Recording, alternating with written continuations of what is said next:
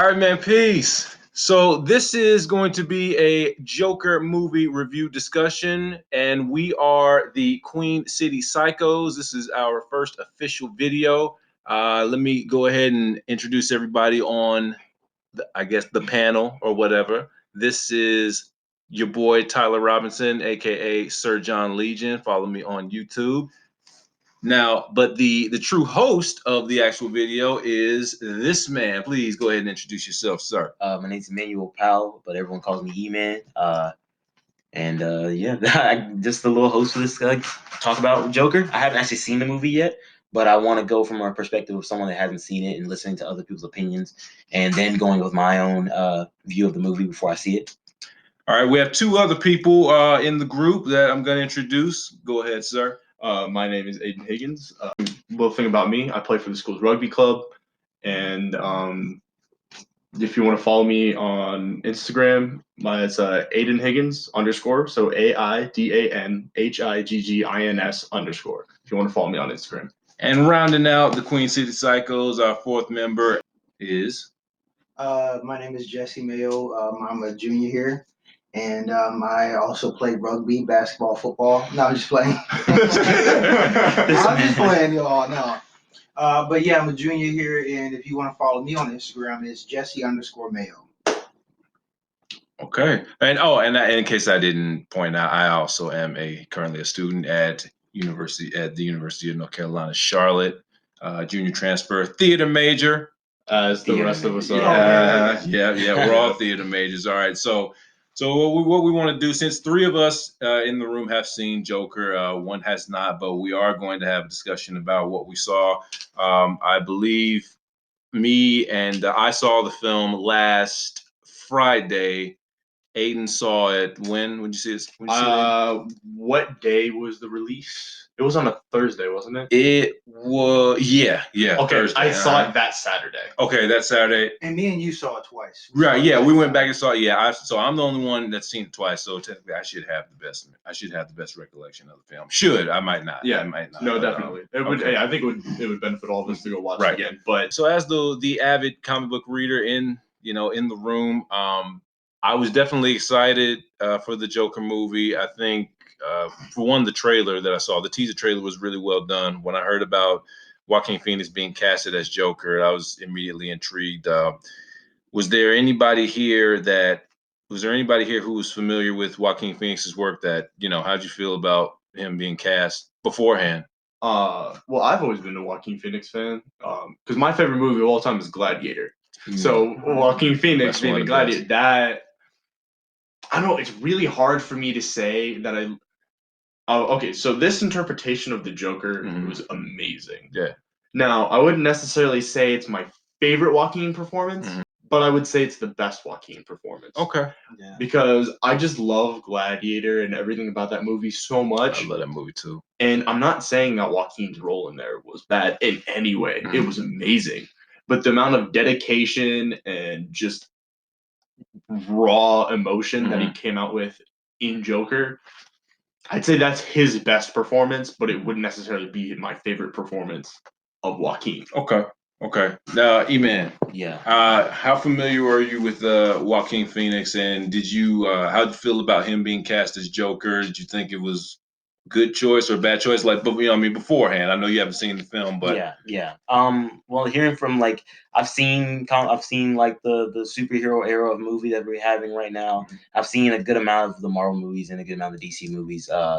And seeing Joaquin Phoenix actually be casted as it, I was actually intrigued because I've seen Gladiator, as most people have. And he's done good work. And from what I've seen. He was in Signs too. Yeah. I'm a Mel Gibson fan, but okay. Yeah. But just hearing that he is gonna give his own little spin on the Joker. We had like 4 already, so just getting another one is always great. It's like getting another Batman to me. Like I'm excited to see a new person do it and a new person do it in a different way that I haven't seen it before. And that's always fun. And I think Joaquin Phoenix, from what I've heard and the trailers I've seen, he's done a great job. He's put on a different Joker for everyone. Naden, have you seen The Master? Because he was in that. I think remember. I have, just not by title. Okay. Yeah. Okay. Philip Seymour Hoffman was in it too, but that was one of. Briefly describe the plot. It's basically like the guy who he was like a leader of a cult, which it was basically like the birth of Scientology. Like it was based on a true story. Yes. Okay. Okay. You seen that? Okay. Yeah. Mhm. Walking Phoenix. Oh yeah. He was in Yeah. that. Yeah. I knew there's another Joaquin movie that I could think of. I couldn't think of the title. Yeah. There's a couple. There's a that's, couple. That's one of them. That's it. I'm going through his filmography in my head. Have you seen The Master, Jesse? No. Okay. Yeah. All right. Okay. Well. For those of you that have not seen the movie yet, now, and also, I guess I should have pointed this out earlier. There will be Spoilers. We're doing spoilers, right? Yeah. Okay, we're doing spoilers. Yeah, so this will be a spoiler-filled review. So if you have not seen the movie and you don't want anything spoiled, Shut it down. I advise you to hit pause and like go to something else. Yeah. Watch a spoiler-free review because this is not a spoiler-free review. Yeah, we wanted to give a little bit of time to give people a chance to see it. So most people won't be spoilers, but you can't wait too long. No, So- you can't wait too long. wait This, too long. this movie's on pace to break $1 billion. It's already at 500 million. I don't know if y'all know that. Yeah. Okay. So now, like I said before, for those of you that don't know, this film was directed by Todd Phillips. I can't remember. I probably should have wrote it down. I can't remember who is the actual writer, but I do know Bradley Cooper was a producer on it. It stars Joaquin Phoenix, Robert De Niro, Zazie Beetz, Brett Cullen, I believe. Mark Maron has like a small cameo in it, and who plays the mother? Ah, crap, I forgot her name. All right, but anyway, okay. So speaking in terms of filmmaking, I'll go out on a limb and I'll start. My feeling of I was okay with Joaquin Phoenix. The casting of Joaquin Phoenix I thought was great for the Joker. Now I wasn't particularly sold on the director who was chosen to direct the film, Todd Phillips, because me personally, I'm not a Todd Phillips fan. I mean, this was a really well done movie, but as far as me looking at his film, going into it, he's not, he's not one of, like, in my opinion, one of the top directors in Hollywood. He's certainly not one of my favorites. And for those of you who don't know, Todd Phillips was the director for The Hangover, all three of the Hangover movies, which I liked the first Hangover movie. The first Hangover movie was great. 2 and 3 I did not like, and the only other I saw two other films that Todd Phillips directed, I believe, or one of them he produced. Project X was one. I think he either had a producer's credit or he directed that. That one was really like slapstick comedy. It was terrible. I thought it was terrible. Yeah.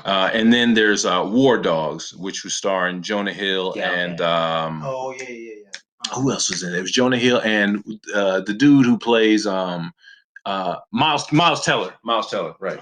Yeah. So, and I've seen that, and yeah, so I was kind of hesitant, and not only that, the other thing that I was skeptical about is we knew that Todd Phillips. I'd heard him say in an interview prior to the movie being released that he wasn't going to be pulling a whole lot from the Joker mythos that exists in the comics. This was going to be a unique interpretation of the Joker character that more or less wasn't going to follow any one of the multiple origin stories that we have of the Joker in DC Comics, because this is not, I don't know if you guys know this, but there is no one official Joker origin. I remember you told me that. Yeah, there have been multiple iterations. Yeah, the very first one was, I think, created in 1951. Even though the Joker was created in 1940, the very first origin told of the Joker was in 1951.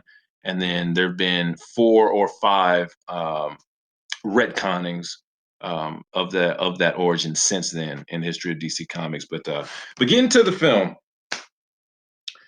All right, so the very first, the opening of the film, we see the origin that they decide to go. Well, Todd Phillips' interpretation of Arthur Fleck, who is the titular character pre-Joker, he is actually a clown, and he works as a clown. He lives with his mother, and he takes care of his mother, paying rent, by being a clown for hire at a agency called Ha Ha's. And so the movie opens with him. I think he's like got a sign, and he's I think he's it was for some sort of shop or whatever that was going out of business. On the sign it says everything must go. Now the opening of the film. Yeah. How'd you think the tone? All right, The sign being this, I don't want to say it was the second scene. It was like the second half of the first scene because it did. He started off putting on his makeup. That's right. Yeah, the very first scene. And he did Yeah, the little smile. yeah, thing. yeah. I actually watched a video with, I believe it was Todd Phillips, who was talking about the opening scene. I saw the same. Yeah, It was talking about the tear, how that wasn't planned and it just kind of happened. But the fact that they chose that shot, I don't know, I just feel like that really just set a tone for the movie. It did. Because like if it was just him smiling, it would just be like, oh yeah, everyone's like, oh yeah, Joker, he smiles, whatever, that's that. But like the tear showed that like he wasn't okay. Yeah. You know what I mean? And then taking that, seeing that raw emotion of like literally him forcing himself to be happy, and then like trying to hold back tears, and then going straight out into the street to have him get mugged and the sign broken and all that, just I don't know. He then had to go back and get the sign. Right. The opening of the scene definitely set the right tone, and I also love that this film was shot. I don't know if you guys know this, but obviously historically, Gotham has always been basically an allegory for New York City. Always. Yeah. I think people, if you didn't know that, you probably could have guessed that. And the fact that this film was actually shot in the Bronx just brought like a real great authenticity. I mean, I knew they were more than likely they were gonna be shooting this film in New York, somewhere in New York, but they specifically chose the Bronx. That's where they shot about 80% of the movie. The cinematography in this is absolutely beautiful. And going straight to color that correction, gradient. the second, the second half of the first scene, like you were saying, when he's got the sign and the kids take it from him and they chase him in that alley right there. One of the best shots in the film. Like after he gets hit in the face, like when the kids set him up, right, and they hit him in the face with the sign, they run, and you just see him laying there. You just see Arthur Fleck laying there in pain, and then you see the camera pull out, and you can see like the background and everything. That was just, and then we get the title pops up, and it just says Joker, and that sets the tone for the rest of the film. With the flower too. Yeah, right. Yeah, the flower. That's right. Go ahead. Also, like with the one video that Todd Phillips was talking about, how it you can see the water, whatever the fluid that came out. Of the flower it was water. I didn't notice that until like the second movie. I didn't either. I didn't notice it until the second time I saw it. The first time I saw it, I didn't see it. I didn't see it. I saw that, and that was like, so it set the tone for me was like the first 2 minutes the tear, but that really was just like, whoa. Yeah. You know what I'm saying? And what Todd Phillips was saying was that, or I believe it was Todd Phillips who did the video. It was. Yeah. And the one like Vanity Fair or whatever. Yeah, it was. Right. And he was saying like he's still trying to make humor out of a situation. Yeah. You know what I'm saying? That I believe was the first indirect reference to the thing where he was talking about like his life being a comedy or whatever. I don't remember what the exact quote is, if any of you guys do. I do. Yeah. I used to think my life was a tragedy, but then I realized it's a comedy. Well, he says fucking comedy, but yes. Yeah. And that is a reoccurring theme. Arthur goes through like he has like a lot of really bad breaks throughout this film. I mean, it's really the movie really is sad and somber in nature. And he does, like, to your point, the thing with the flower, where I guess he's doing that as didn't I say there was another scene in the film that we'll get to later about him doing things as a coping mechanism to make himself feel better. The fridge. I see that. We'll get to that. Yeah. The fridge. We'll get to that. But yeah, that was probably the first instance of him. Just something that he would do, I guess, in order to make himself, or to numb the pain, I guess. Yeah. And yeah, we'll get into that more.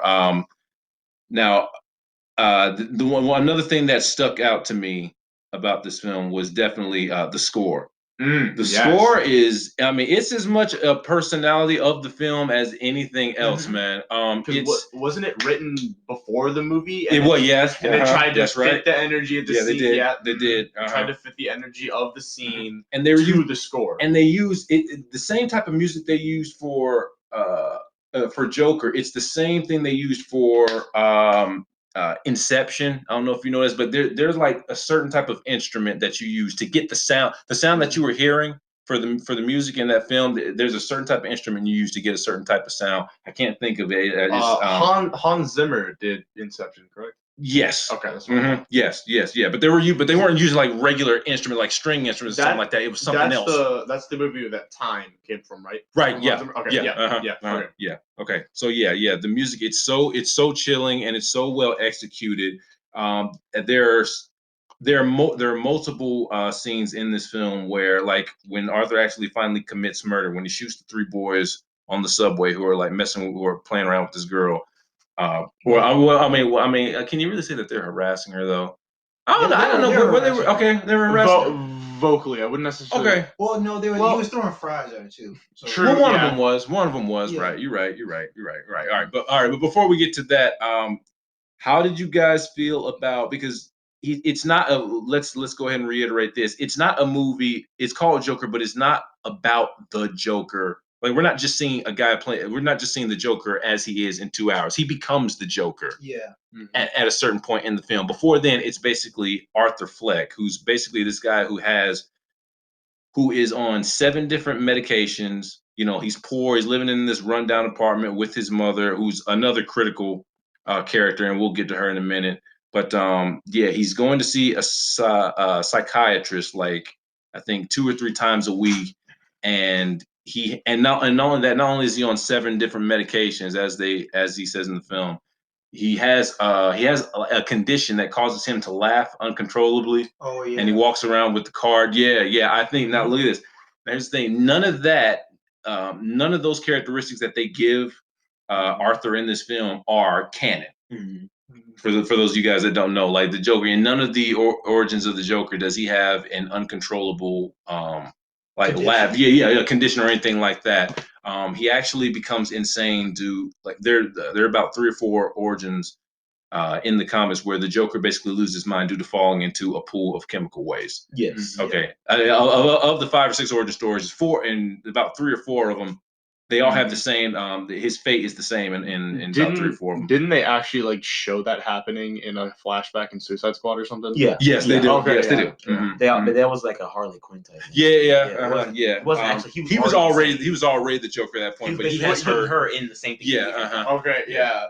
All right. Yeah. I mean, it's been a while since I've seen that. And we'll definitely get to that. So with those certain characteristics of him not being canon, did that make you guys feel, because I mean, if all of us were avid comic book readers and we had like read through the Joker origins or some of them, then we probably have an idea of what we felt the Joker should be in this film.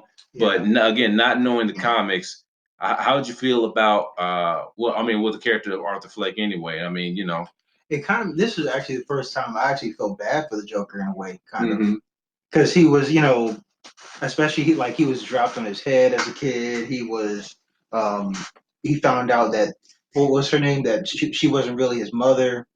Oh no! You're talking about Thomas Wayne, but we'll save that for later. Okay. No, his mother Penny was, Yeah. by all accounts, a terrible mom, and we'll get to that. He was, Arthur was abused as a kid, and you kind of see that because like Joaquin Phoenix lost 40 pounds. A This lot. role. Yeah. Like, I mean, the dude was like, I mean, if anything. But he's always been like that. He's a method actor. I consider Joaquin Phoenix to be a method actor, and the guys, the way his body looked definitely brought a lot to the character. I mean, but of course, knowing Joaquin, he's going to go all out for something like that. But go ahead. Just want to throw that in there. Yeah, he lost a lot of weight. Well, Go I ahead. can finish it. You can go ahead. I'm done. Okay. I was gonna say something. So when you said that the first time you actually felt bad for the Joker, when I went to go watch it with my friend Austin, something he asked me that really stuck out is like, because I said the same thing. He was like, "Wow, dude, like I'm surprised, because I tried to." So I saw the preview. So I'm gonna take a step back real quick. Mhm. So I saw the preview and I saw Joaquin Phoenix with the Joker. I was not sure how I felt about it. And I knew Joaquin was great. And I was like, okay. But I wanted to stay away from all the previews. I wanted to have absolutely no preconceived notions or anything about this movie and go in to it cold. Mhm. So I wanted to go in and get the full experience of a movie the first time. Mhm. So I didn't know it was like an origin story. The only thing I had ever seen was pictures of him as the Joker. So I thought it was just going to be a different interpretation. So I saw there was like a couple minutes in, like, wow, so this is like the origin story, right? Mhm. So now I made that same kind of thing. I was like, wow, I'm surprised, like, the actor making me feel bad for the Joker. And she's like, well, would you still consider him a protagonist? Like, would you guys consider him to be a protagonist in that movie? Good question. After seeing the film, Or like or like an No, anti. well, no, because here's the thing: because everybody here, whether you've read the comics or not, or whether you've watched any of the DC animated TV shows, everybody in this room knows the Joker to be a villain. It's literally his tagline. He's known as the Joker's original tagline is the Clown Prince of Crime. Yeah. All right. And also as Batman's most, revered, like Batman's most iconic villain within the Batman Rogues Gallery. So we all think of the Joker as a villain. And Yeah, well, that's what I'm saying. In this interpretation. yeah, and in this interpretation, Was it- right? Yeah, it's actually there's a lot of gray. There's a lot like of gray. an anti-hero or something. Because he's not necessarily a protagonist, but he's not an antagonist. Yeah, right. He's really not either. And that's the beautiful thing about origin stories. I mean, like we have a sense of who the character is once they adopt the persona, whether it be like the Joker, whether it be like any character like Batman or Joker or Punisher or whatever. But this is him before he actually gets to that point. Yeah. I really just saw Arthur Fleck as just he was just a guy just trying to make ends meet, trying to take care of his mom, right? Who had a condition. Obviously, he has a mental illness or whatever, but you don't see what this movie does so well is he's not portrayed as like a bad guy. He's just a guy who's just trying to, like he's just a guy who's just trying to, make it from day to day, who's in a really bad situation. I mean, it's Gotham City, it's crime-ridden Gotham City. That's another thing. This movie felt like it was set. Well, we know if we had to give a certain time period for this film, what would you say? I always it had like a late 70s feel to it, mid to early 80s.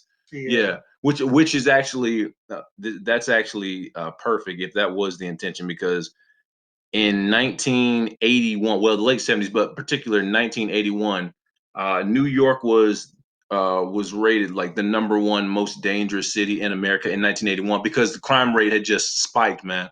It just spiked. Like it was literally the most dangerous. It was, I don't know if it was by borough or whatever, but basically New York was the most dangerous city in America. So so there was a real huge crime wave going on in New York in the early 80s. So the fact that this film was set in and around that time period is that being Gotham was I think that's perfect. Had the perfect tone. Yeah, no, definitely. Yeah, he's always been a villain. The one, and I know we're gonna get into the whole Batman talk later, but you were still saying, did you make up your mind or whether or not you felt like he was so you say he wasn't a protagonist or antagonist, he was just somewhere in the middle? A protagonist doesn't always have to be a good person. He always is just a main person. No, right. There's a point I do want to make about the whole Joaquin Phoenix. Okay, so Joaquin Phoenix is 40. Late 40s. I think he might even be 50. I don't know. We can look it up. We should be able. I'll look it up real quick on my phone.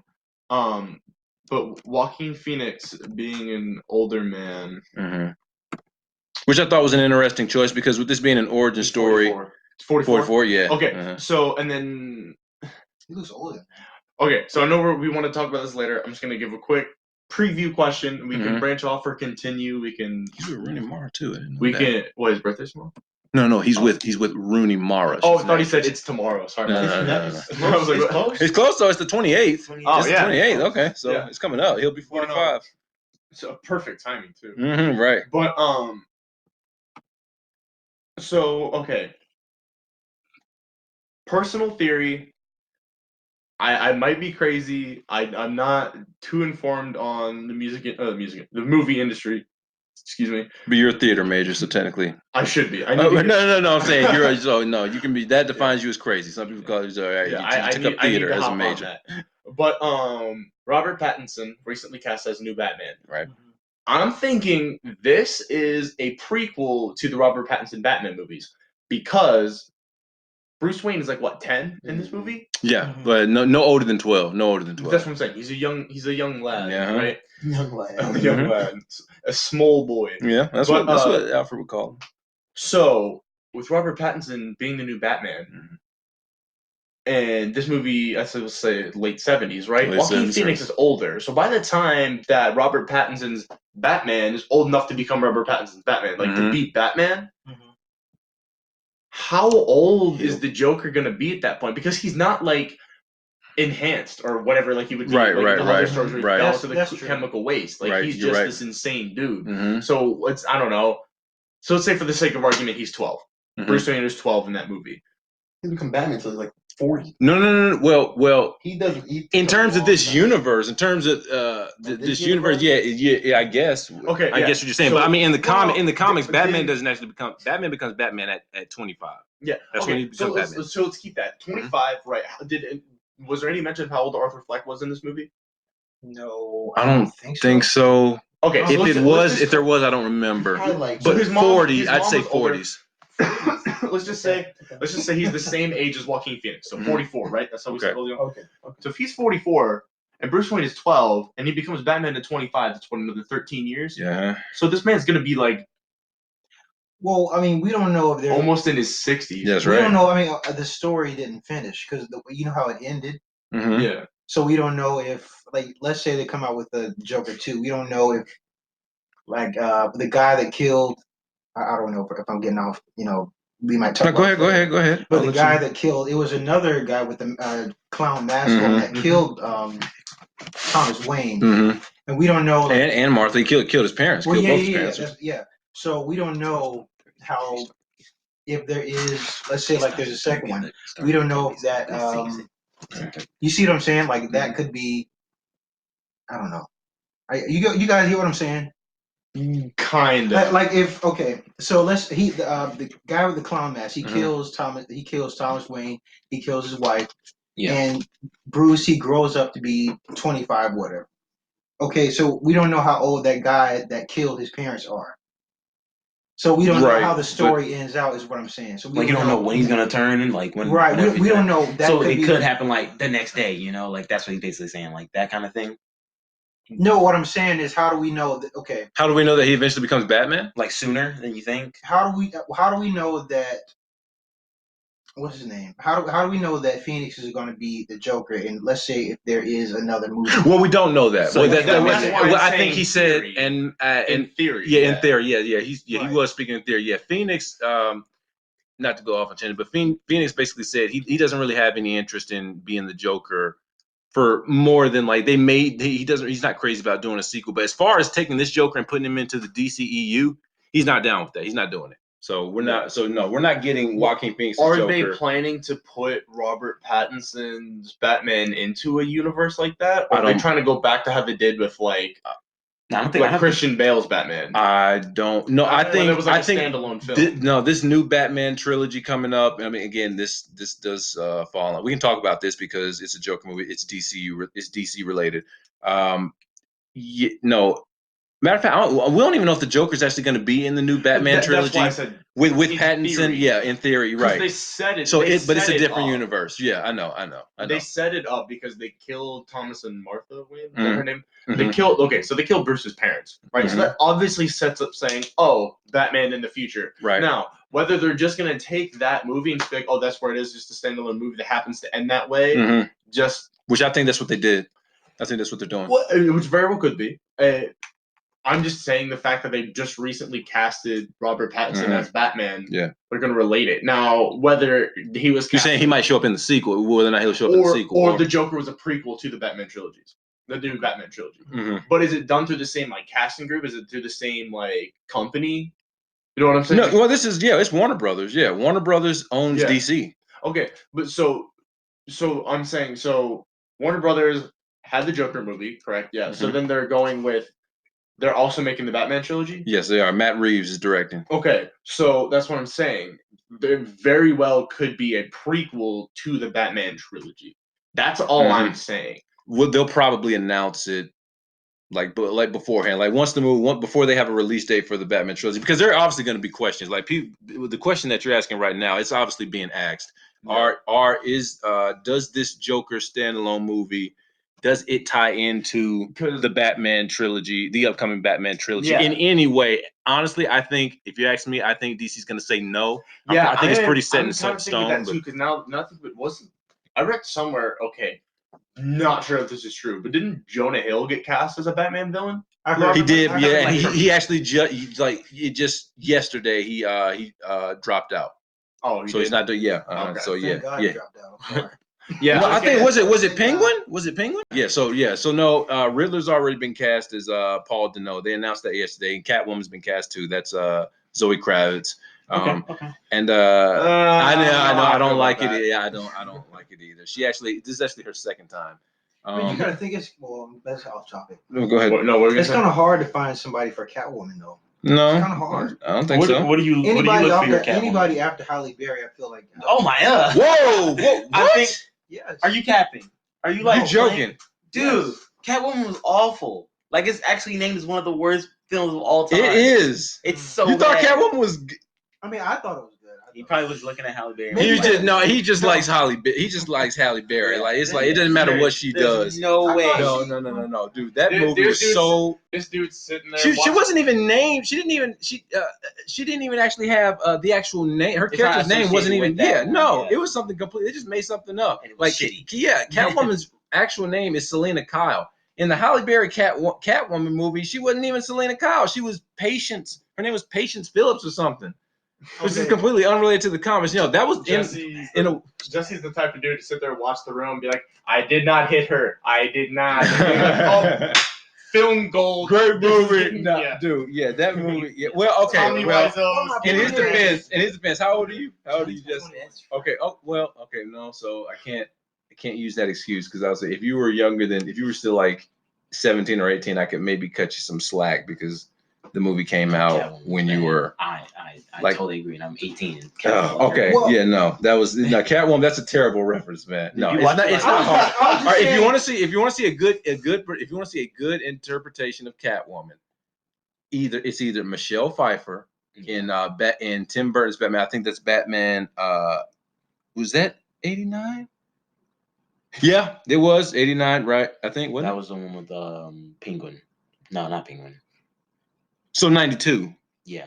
Okay, I think it was either Batman 89 or Batman 1992. But yeah, Michelle Pfeiffer's Catwoman, or the most recent one, Anne Hathaway as Catwoman in The Dark Knight Rises, which I thought she was a great Anne Catwoman. Hathaway was pretty good. Or if you want, Rises, Yeah, the Batman one with Returns. Bane? yes, it was. Okay. Yeah, I that's haven't seen that. that was. Oh, you haven't seen that? No, Okay. I just 1992. and he's got 1992. Okay, Bane is Tom Hardy, right? yeah. Yeah. Okay. Yeah. I don't know how I haven't seen it because Who's good too? Yeah, and he's good. Yeah. Yeah. All right. It's Yeah. that voice, man. Oh yeah. The Bane voice. Yeah, but okay, but if you want to go, yeah. So Michelle Pfeiffer was great. She's the most, as far as films is concerned, she's the most iconic Catwoman. Anne Hathaway, not as loved or revered. I mean, and again, it is recent. The movie came out, within the last 10 years. But I thought she was good as Selena Kyle. There's the Patience Phillips. No. No. Catwoman. the original Catwoman from the Batman TV series was actually played by Eartha Kitt, a so-called black woman. But yeah, the very first Catwoman was So-called black woman. I'll get okay. All right. She Okay. is a black woman. She is. He said, I mean, you know why I'm saying that. But again, okay, yeah. So Don't the beat original him up. Catwoman was played by Eartha Kitt. But yeah, those three, Well, yeah, she go. was a black woman, so. That's it, right? So, but yeah, I'd say, I mean, she basically set the template for Catwoman as far as on screen. But yeah, but okay, but getting back to Joker. Yeah, I'm sorry. We didn't. That's okay. Gosh. I don't Sorry. think I don't think to answer Aiden's point, because he did bring up the question. I don't see this Joker standalone film being tied to the Batman trilogy or the events that took place in the Joker film to any way be referenced or used as a plot point for the upcoming Batman trilogy. I think they just did it as a memorable, iconic moment that everyone, like, if you know anything about Batman, you know this. You know how his parents died, for one. You know how his parents and died, that's a memorable, iconic moment of Batman to Mhm. where they were just like, that just set a tone at the end. Mhm. Because it was the perfect timing where he had finally just kind of like gone public with the Joker thing. He told everyone, Just killed somebody. you killed that dude or the people or whatever. Yeah, we'll get to that later. But like that's what I'm saying. Like, it just, the whole riots and all that, it was just a perfect time to set it up to where his parents get murdered. And it's just like, yep, there we go. Mhm. Not knowing that they were going to do that. I mean, I definitely didn't see that coming. I mean, having the Joker, having the rise of the Joker being. Oh, so okay. Sorry. All right. Yeah. Too early. It's too early. All right. Let's get. Let's move down. I was gonna say, it's really, dude, it was so funny. So I'm sitting there watching the movie with Austin, and he leaves Arthur Fleck or Joker at this point leaves the talk show. Yeah. What was it, like Murphy something? Like Murphy Kennedy or something? Murphy Franklin. Yeah. So he leaves the show, right? I lean over to my buddy Austin and I'm like, watch this. Batman's parents are gonna get killed. Like 20, 30 seconds later, his parents get killed. I was like, called it. Like 20 or 30 seconds later. It was actually about I get what you're saying. All right. Like okay. 2 minutes. But Okay. yeah. Okay. But first, all right. So all right. Let's go down the line here. Okay. So of us three, we're all in agreement that Joaquin's performance was, I thought I'll say it was phenomenal. Absolutely. From a 1 to a 10, what do you guys think? 10. I say it's a 10. 10. I'd say 10. I say it's a 10. I'd give it a 9. So from the physicality, him losing weight. I mean, pretty much looking like a damn skeleton. Yeah. I loved the Joker's look. I loved the makeup. Like when he finally wears the red suit or the burgundy suit. Yeah, I was like, that was fantastic. But we saw that in the trailer. I saw the way the Joker looked in the trailer, and I was like, that's a great look. And for those of you who don't know, that actually the look of the Joker in this film actually pays homage to the original Joker, played by Cesar Romero. Fun fact: Cesar Romero was actually played by a Hispanic actor named Cesar Romero. He was Joker in season 1 and 2 of the Batman TV show, the Adam West TV show. So they were paying homage to Cesar Romero's Joker, who had a very similar look to Joaquin Phoenix, not exactly the same, but very bright colors. Bright colors. Yeah, very similar. As opposed to Ledger's Joker, who in The Dark Knight wore very dark colors. Very dark. That was a lot more like. It was very serious. Way more serious for me. Like. No doubt. For like I mean, not to say this movie wasn't serious, not but Joker's, not that Joker. I'm talking about the Cesar Romero Joker was a goofy kind. Yeah, it was goofy. And then you have that when you go to campy. That was the time. Yeah. My only knock on Joaquin's Joker was the delivery of some of his lines. Like, I just didn't like his voice. Didn't like his voice? Okay. I mean, the delivery was good, but like, the stylism of his voice wasn't.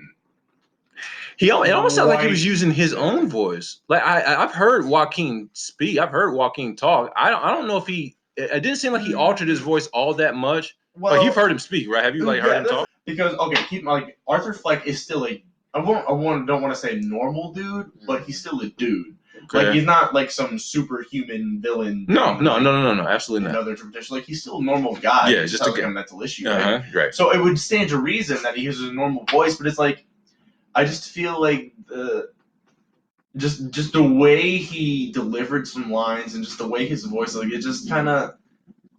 Was it more? I think it was more creepy than cringy. Maybe that's what you're getting at. But I didn't look at anything he did as cringy. I just feel like, at least he was focused so much on getting the physicality down and giving the image of an insane person that his vocal and the way he said, like, the use of his voice was lacking. Okay. Just a little bit. Not enough to alter the character and think like, it could be good, but it was noticeable to me. Okay. Personally. Okay. Jesse. Performance. Overall, Joaquin's performance. I felt like it was good. Good. Okay. It was, what about it was? Like I said, from a 1 to a 10, I felt like it was a 10. He even it was an interview he did where he said the dance when he came up with the dance after he killed those 3 guys. Right. Yeah, we gotta talk about that. Are we talking about that later or? No. We can get to that's part of the performance. So, that's the performance. Go ahead. When he did that dance, and even me and Tyler talked about it when we were like, at first we knew that dance was like a coping mechanism. Well, I thought it was a coping mechanism because that's the moment in the film where Arthur actually does something terrible. Now there were people or characters like in his head that said that some people felt that it was self-defense. And looking back on that, I've seen it twice. Could you count that as well? No, you can because he was getting jumped. He did get jumped. Yeah, you're right. Right. He did happen to have a gun on him, but it was Gotham, so I can't really knock him for having a gun on him. So yeah, but like I was saying, I felt like it was a coping mechanism until I mean, I feel like that for that scene. Okay. But when he was, in the ending scene when he was on the car and started dancing, I was like, what was that? No. In fact, I don't know if you saw this interview, if it's the interview you talked about, but there was an interview where Joaquin says that Todd Phillips, while they were shooting, he told him that part of this Joker, the Joker that he's playing, part of this Joker's, I don't know if he used the word mentality or just like all right, just his character making his psyche is he said that this character he always has music in him. Yeah. So we see him. He said he said Todd Phillips told him that. He said, I want you to remember this character always has music in him. So he we was see him dancing throughout the whole movie. He did. Yeah, there are moments where he would start dancing. And we actually see early on in the film where he was watching like a I think he was like watching an opera on television when he was in his apartment. He was like watching some sort of musical or whatever. I have to go back and look at it. And he was like, and he started dancing along with like what he was seeing. So yeah, so he likes. One thing we learned about Arthur is, I mean, God, he's a performer, he's a clown. That's what he does. All right, so he's paid to to go and like entertain, make people smile, make people happy. So obviously he's he has an affinity for dancing. Yeah. So that kind of made sense, Yeah. But yeah, the one thing that really jumped out at me about his performance is in fact the dancing. One of the most comedic. I don't know if I should save this for when we talk about what we liked about the film, but I guarantee you, one of the early on in the film, one of the more funny moments was after he meets the girl who's living on his floor, Zazie Beetz character, and he's in his room dancing, and he's like playing out a scenario in his head where he's dancing with her, and he's like, and he says, he speaks in terms of her speaking to him. He goes, "Hey Arthur, you're a really good dancer." Like he's thinking, and he goes, "Thanks." You know who's not? Him. And then he shoots the gun. And that was so freaking. I mean, it was scary. It kind of shook me for one because I didn't expect it because I didn't know the gun was loaded. There are a lot of times when Joker has a gun and you're not sure whether it's loaded or not. You don't know if he's just playing. But yeah, that was absolutely hilarious. That there are a lot of great moments of dark comedy in this film, and that was one of them. But yeah, he uses my analysis, and I did say this to Jesse, that his dancing was a form of him trying to cope with the awful things that he did, and like he does it multiple times. He does not just after he shoots those 3 boys on the subway, but he does it. He does it at a couple other times in the film. But yeah, how'd you feel about that, Aiden? Like about him constantly dancing? Yeah. Like, did that help the character? I mean, just give your honest opinion of it, because it's a reoccurring theme. Like he does, it's part of his character. It's part of his persona. I don't know. I'm not a big fan of that choice personally. Okay. Now I can't say it wasn't a good choice because obviously it's a different interpretation. It's his own thing, and like, I don't know. I feel like it was just too forced. You know what I mean? I don't know. I just didn't like it. I mean, well, have you seen any of Batman the animated series or? I'm not a. Okay. Oh yeah, that's right. My fault. Okay. Well, have you? I assume you have. Okay. So the Joker's always been like a real flamboyant character. I mean, he's ruthless, but he has fun. He has because Mark Hamill's voice too. Gives that little like. No, but that's the thing though. It's like that character is the Joker already, and he's doing things as this insane criminal. Okay. Arthur's not to that point yet. He's still. And I don't know. It feels one of those things. But he is a clown. I feel like they just did it too much. Well, if you look at when he had that interview, well, not interview, but he had the little I guess you want to call it therapy session with the black lady. He was like, "Well, as many times I talk to you, I feel like you don't listen." I feel like he uses certain things like dancing because many times in his life maybe he's just never been heard, or like he might use that or use other things to. You see what I'm saying? He's obviously a character, and this falls into what a lot of people call the socio-political messaging of the film. He's obviously a citizen of Gotham who is poor and believes that. I mean, there's this ongoing conversation that goes on through the film. It's actually told through the television of people talking about like how bad it is for what would be, I guess, the lower middle class, and obviously we have the Waynes, who play a part in the film, Thomas Wayne anyway, as a representation of the elite and how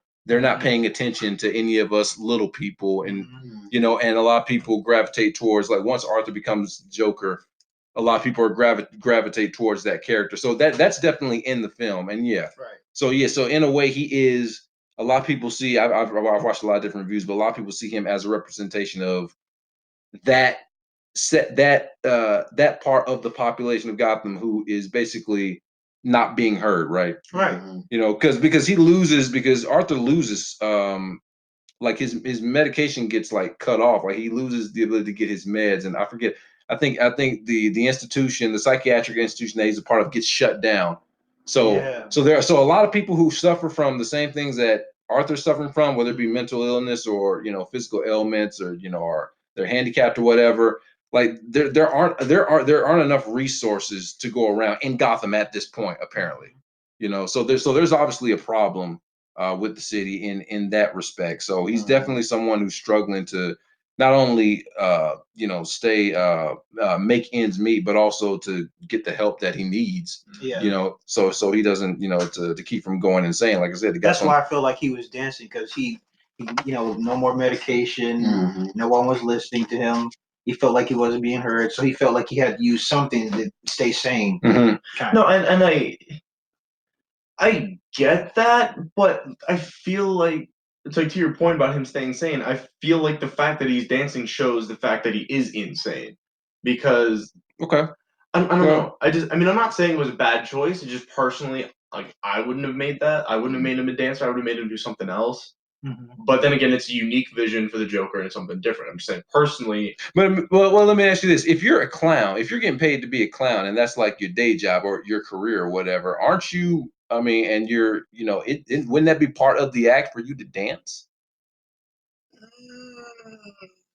It depends on the clown, because dancing is more of a mind thing.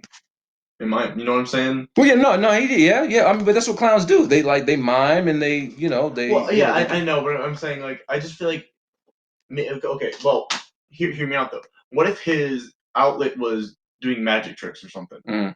That plays into the whole Joker with his gadgets and all that kind of stuff. Something like that shows like how he progresses as a character, and that adds things on. Like, I don't know, just like, I get what you're saying. Say for example, there's some kid who, like, there's a movie about some guy or whatever, and as a kid he's really into like electrics and all this kind of stuff, and he like does this, and he gets older and then he makes like robots and stuff like that. You know what I'm saying? Something like that progresses into his character. You know what I'm saying? So like, if say his outlet for life and to stay sane or whatever was doing magic tricks or like card tricks and like that. That could play into the Joker with his things. Like, I just don't see how dancing is going to. Well, I don't think he had anybody in his life that would encourage him to do any of those things. I think that he had to find his own way to cope.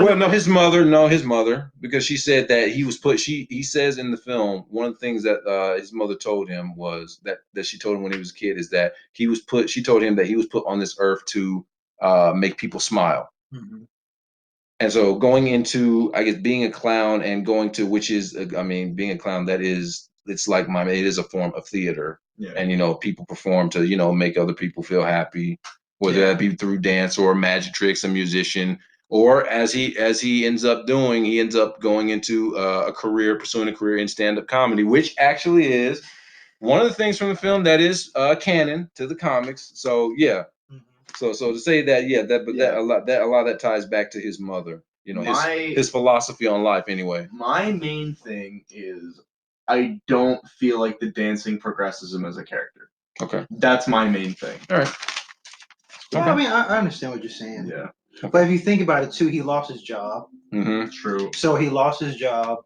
He because of the gun, due to the gun, having the guy right. And he was like, Yeah, he's performing at he's a clown for hire, working at a hospital for like some of the patients, the sick in the hospital, and during his routine, the gun that he gets from one of his co-workers ends up falling out. And so he lost his job. They already made fun of him for being a comedian. So what was he supposed to do if he felt like those two things won't work out? How can he cope with Yeah, I know. I get But that. I get what you're saying though. I'm just That's my main thing. Is I feel like they could have made his coping mechanism build, not a test, but like to help progress his character more than dancing. Because I personally, Well, I think the stand-up comedy. That's what him being wanting to be a stand-up comic does. That's what I'm saying. Him writing jokes. They could have put more effort into that.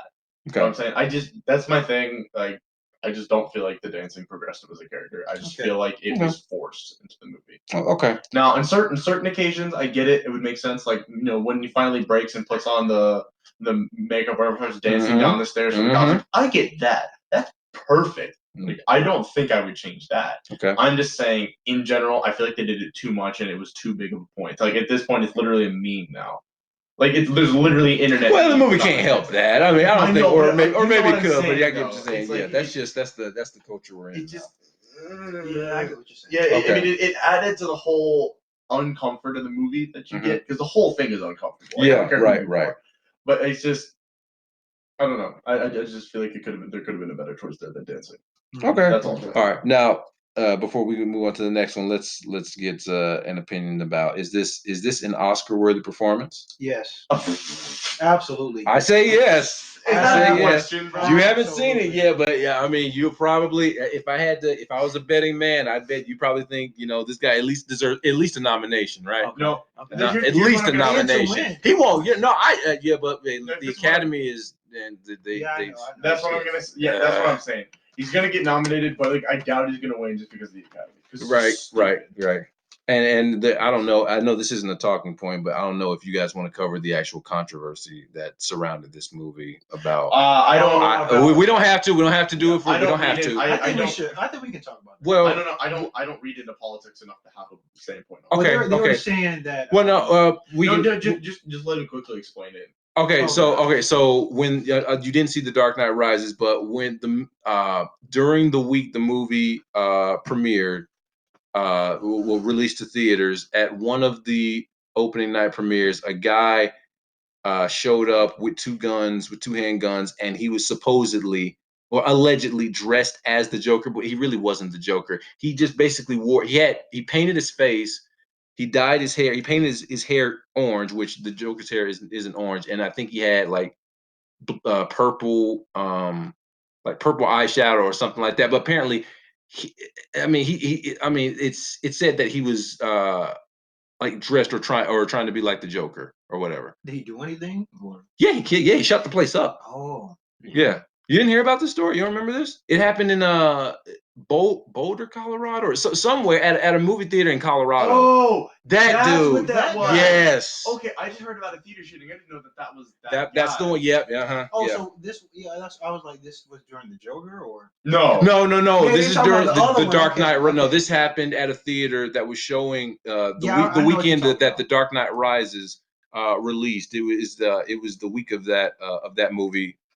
Of that movie's theatrical release, and it happened at a movie theater in Colorado where he went in and like I said, it had face paint, like dyed his hair orange. He was supposedly the Joker and like killed. Yeah. And then shot the place up, killed. I don't remember exactly how many people he killed, but. Where's he gonna? Well, he's dressed as a Joker. You're gonna let him in with guns. Well, no, I mean the dude obviously had a plan. Hold on, because I can look it up. Hold on, it's Colorado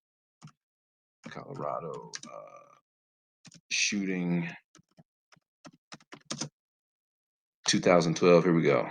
This should be it. Is that movie really 2012? Yes, it was. Yeah. Wow. Oh, yeah. Here. Yeah. Okay. So I'll show you a picture of. Halo Reach was released in like 2009, bro. It was. That. Oh, okay. This is him. I don't think I've ever felt it look like. This is him. Okay, that's not the Joker, right? No. See, okay, but I don't know why they. No. I don't know either someone labeled him as the Joker, or he was calling himself the Joker. I don't remember which one it was, but yeah, that's the deal. And people are fear-mongering. Yeah, we are fear-mongering and saying, that this would perhaps, I don't know, another type of. yeah. So somebody would feel what's the word? Moved, motivated. Yeah, motivated. I don't know. Motivate someone to shoot up to shoot up a movie theater. Influenced. Right. Yeah. Yeah. Something like that. Yeah. A lot of people. Yeah, there's a huge uproar of this movie influencing people to like to do crazy shit. You know. Really? Okay. But that's pretty much on controversy. But No, okay. I mean, I kind of got that throughout the movie. I mean, I can understand that. Yeah. But I don't know.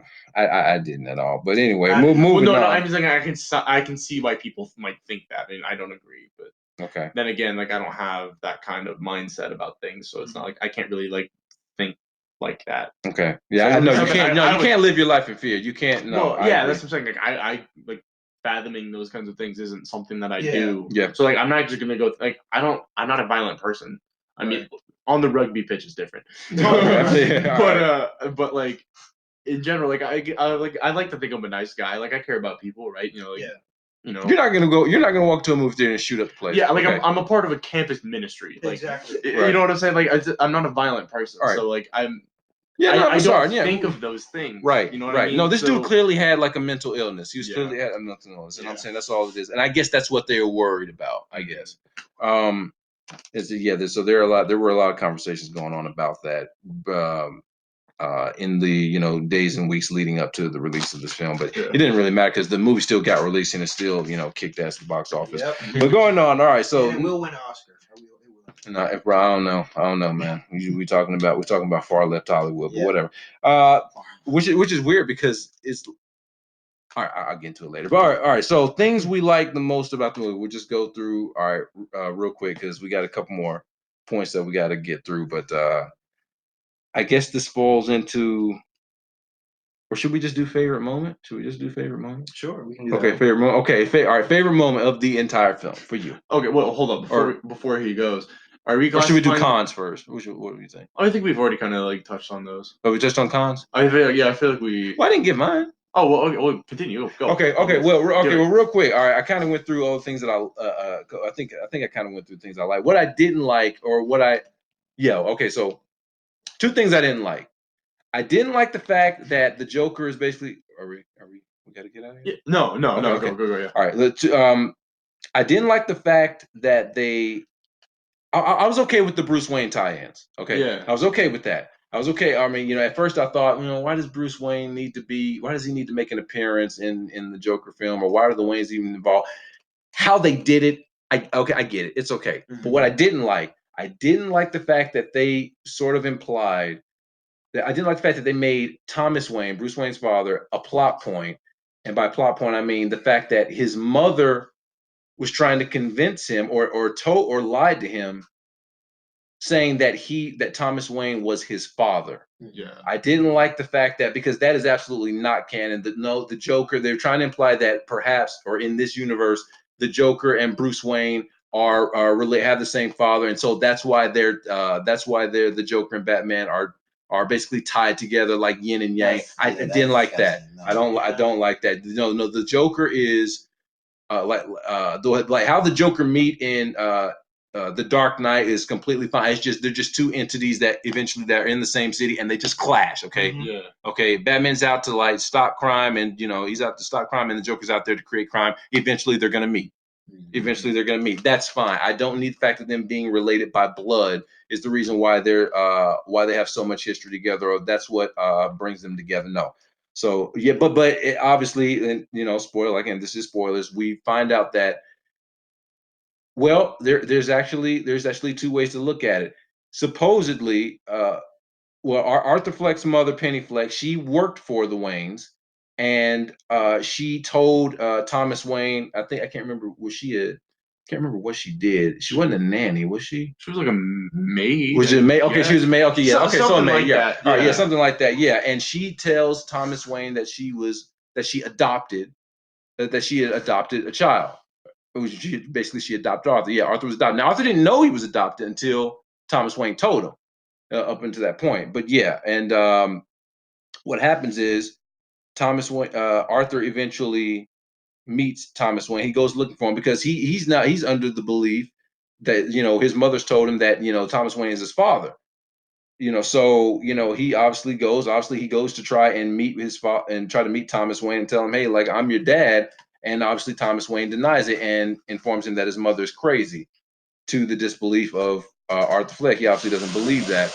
But my issue with that is I didn't even like the idea of that even being of them even entertaining the idea that those two that Joker and Batman, that Joker and Bruce Wayne are related. I didn't like that. I didn't think that was absolutely not like needed. Yeah. You know, like I said, it's not in no origin story is that even implied or anything like that. So I thought that was a weird choice. I could have done without that.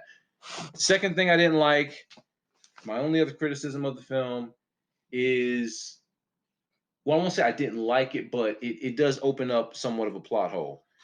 Arthur, in his mind, he's the Zazie Beetz character. There's a girl that Arthur meets in one scene. He gets on the elevator with the elevator, and a girl or a young lady played by Zazie Beetz, who's a mother, and she has a daughter. They get on the elevator with him, and he so he sees this girl, and he sort of concocts this, I guess what you call it, a scenario, this narrative that they're in a relationship. Yeah, I don't know if you guys caught that, but yeah, those scenes where where they go on that date, or I don't even know. We see one scene where he tells her that he's going to be a stand-up comedian and that she should come to a show. Well, we see her. Well, we do. Well, when he actually does his first ever stand-up routine, when he goes like to a club and performs, we see her in the audience. Yeah. And then we see another scene where I think they're having dinner, or they're eating at a restaurant. We see a scene where they're like at the fair. Yeah, right, yeah, at the fair and whatever.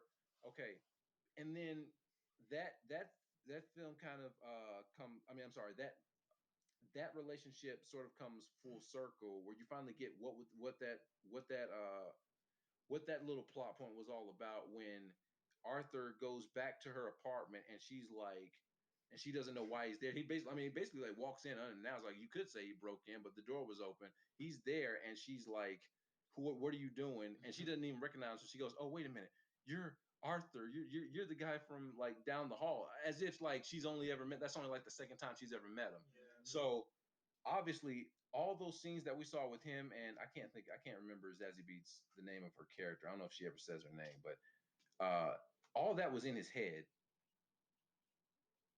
What that opens up, the plot hole that creates is, so if all those scenes that took place with him and Zazie Beetz character, if none of that happened, if all that was like it derived from his, I guess, already him losing his mind. I mean, his mind is deteriorating. If all that happens in his self-conscious, what other scenes in this film? What other scenes in this film didn't actually happen? True. Were just right. Because I saw that too, and I was thinking like, oh, it's just showing that he's like insane. Right.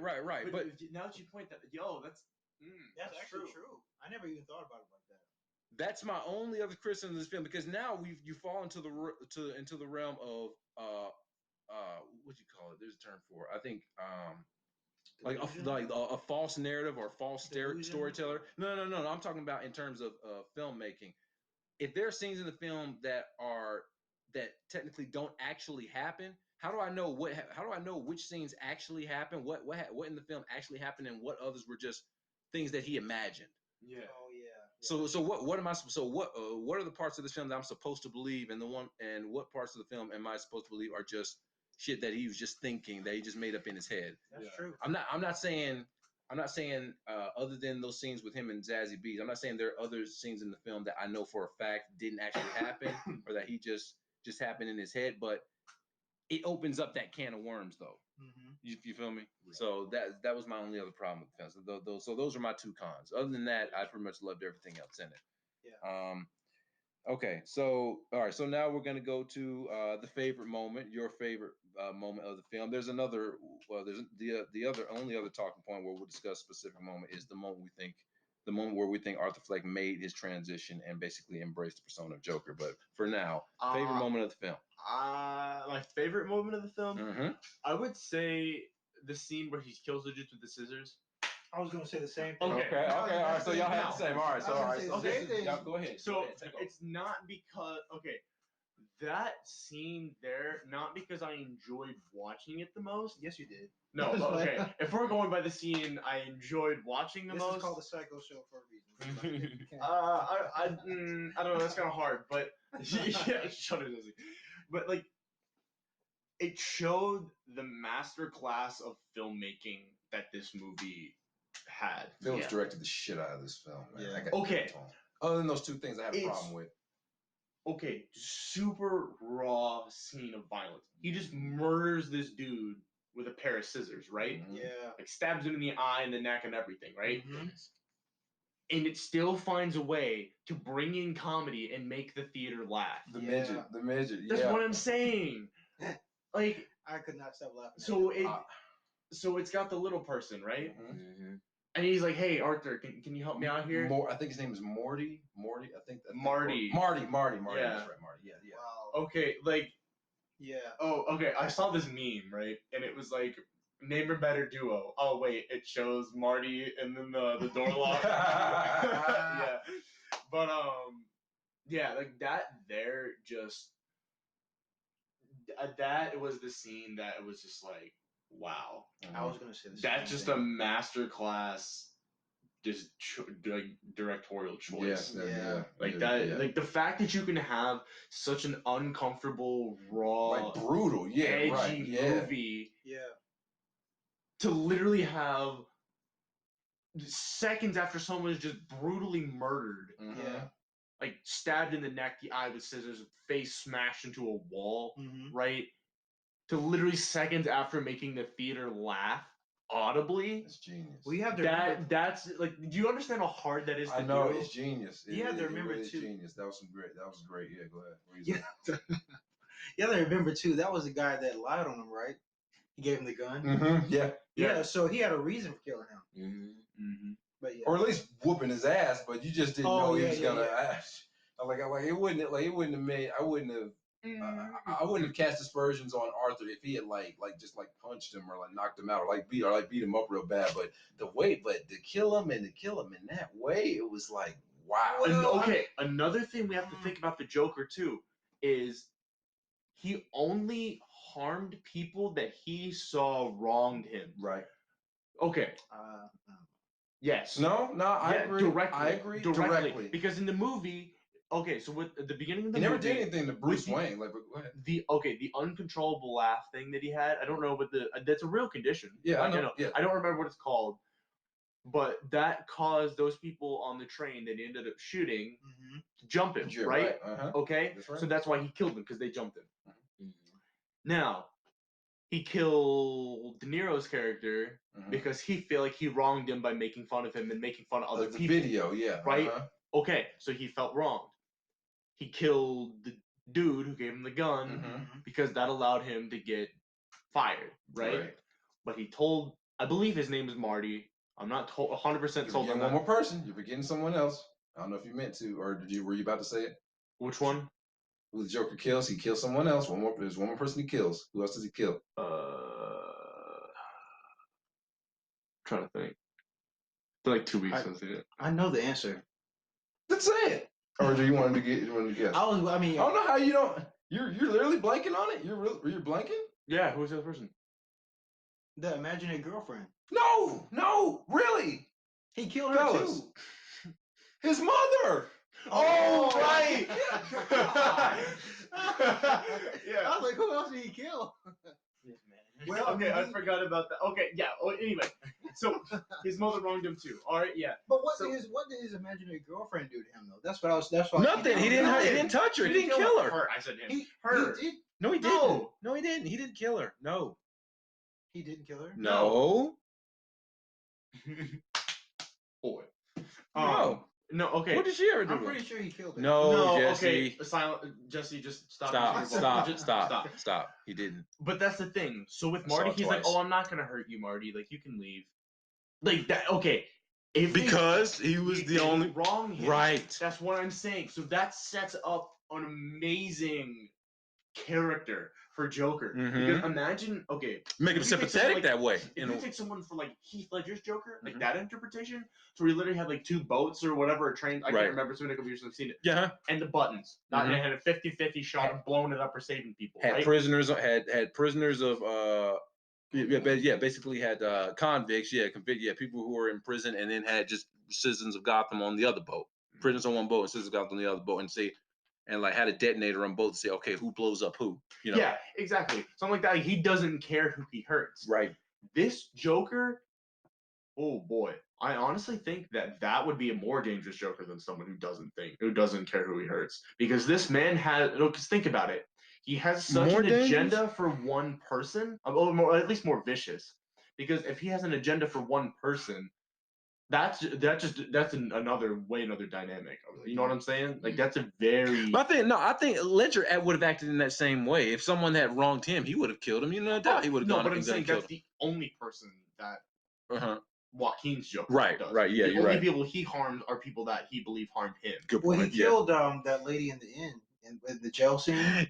He killed her. Yeah, that's right. But I want to Which one was at the very end where At the he's very having end. when he's in Arkham. He's in Arkham. He's been transferred to Arkham, and or is that the same? Is that the same black? Because it's a black lady, but is that the same black That's lady a he was talking to? different- It's a that's a different. different Okay, I thought I Wait, kind of. what happened?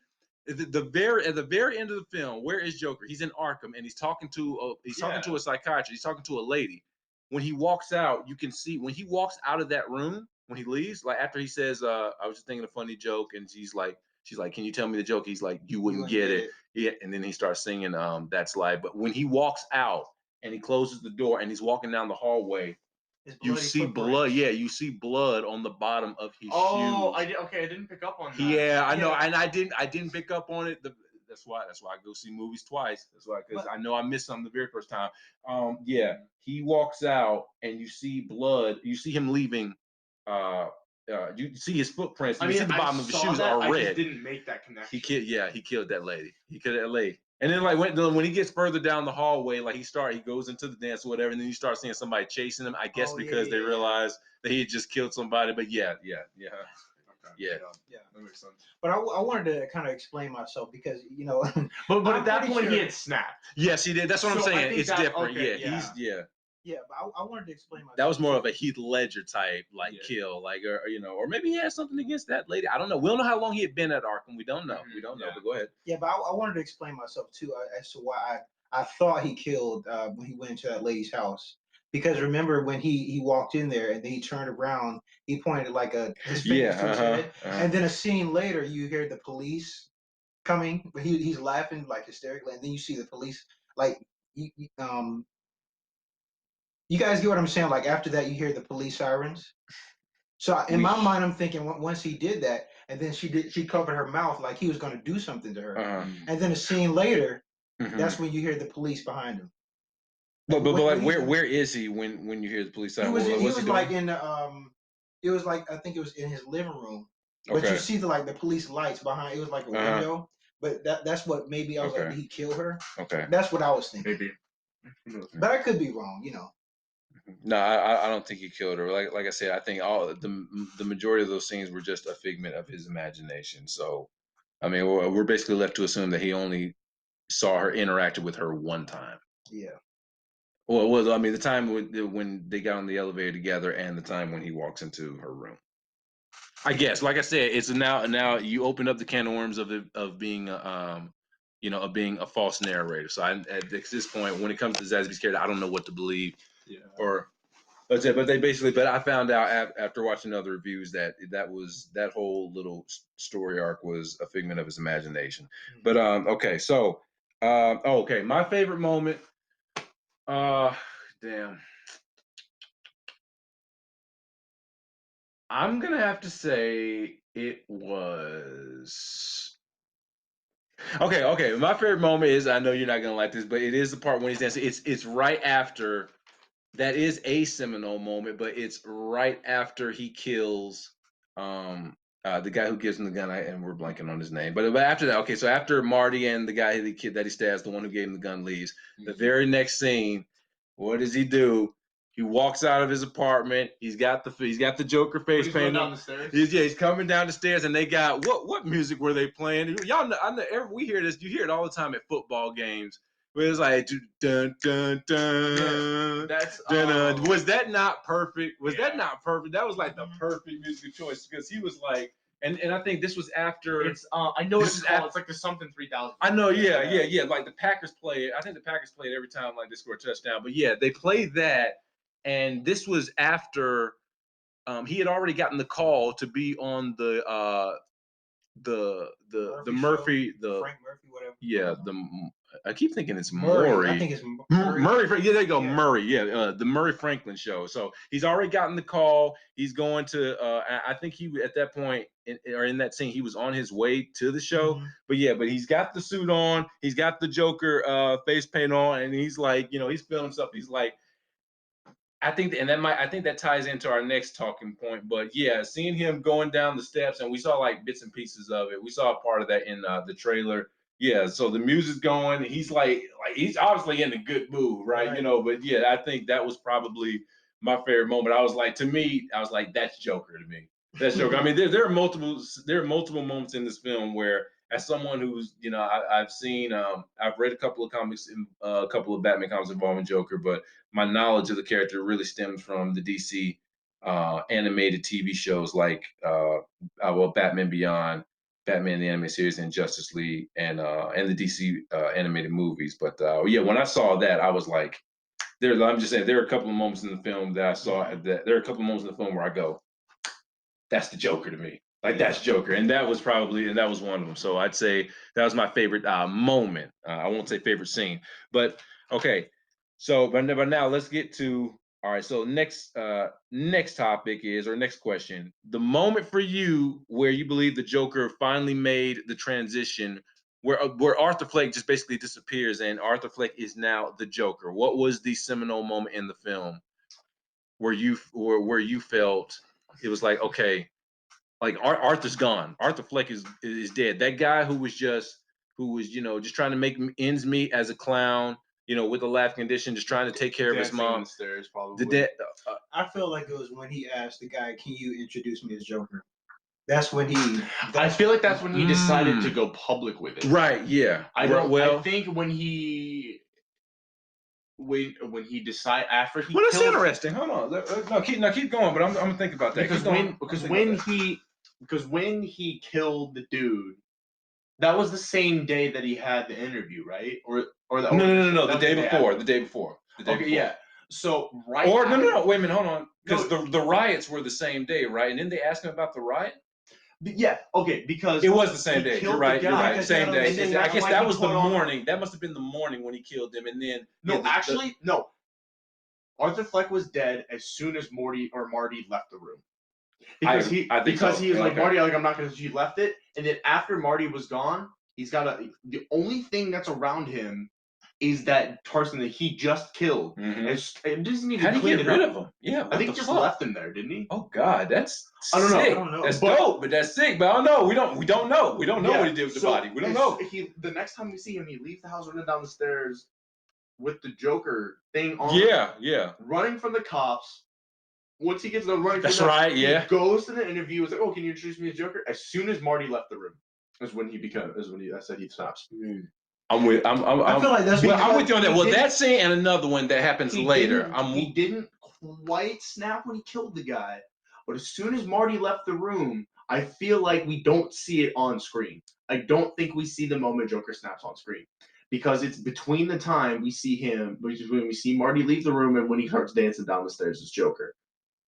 Okay. Mm-hmm. Because I feel like as soon as Marty leaves the room, he has this feeling where he's like, "Oh snap!" Like, his metamorphosis is complete at that point. So we were building to this, and then it happens right there. Because at that point, the only person left that had wronged him was De Niro's character. Right. Good point. And he, if you think back to where in all those scenes where he was with the girl, almost every one of them had her saying something about the Joker's riots and how she agrees with it, which was him being in love with her and his imagination supplementing the fact that that's something that he started. Right. He's like, at that point, the only thing he's got to do left is De Niro's character, right? And after that, so I feel like he realized like that's it. Here's another thing. I'm gonna use that as my way to come out and say, I'm the Joker. I'm the one who started the riots. That's me. Yeah, you can make. But then again, like you said, her saying, how she felt about the at the time she didn't know that he had killed those 3 guys on the subway station, but she says in his mind she says she calls him a hero, the guy who she thinks the guy who did is a hero, right? Mm-hmm. If that was in his imagination, that means he was telling himself that he was validating what he did through her voice. It was in his head, but he took that he took that as validation from her. That's so in a way, he kind of exactly what makes I'm saying. her a part of his like his reasoning or his justification without her even knowing it, right? He basically like makes her a part of his story. Like, you feel what I'm saying? Yeah. And then on top of that, people start wearing like joke. And like, on top clown. of that, Yeah. and on top of that, here's another thing. Who's the last person he talks to before he goes and murders his mother? Y'all remember who's the last person he talks to? No. It's her. Like the girl that he meets in the elevator, right? Because remember, he went back there, and when he's sitting in her living room, and she walks in, and she sees him, and she's like, "What are you doing here?" She says, he says, "I had a bad day," and she says, "Is there anybody?" She asks him, "Is there anybody I can call? Can I maybe call your mother?" And then he goes, and then he does the thing, and then where do we see him after that? He goes to the hospital. So that's what that was about. Okay. Yeah.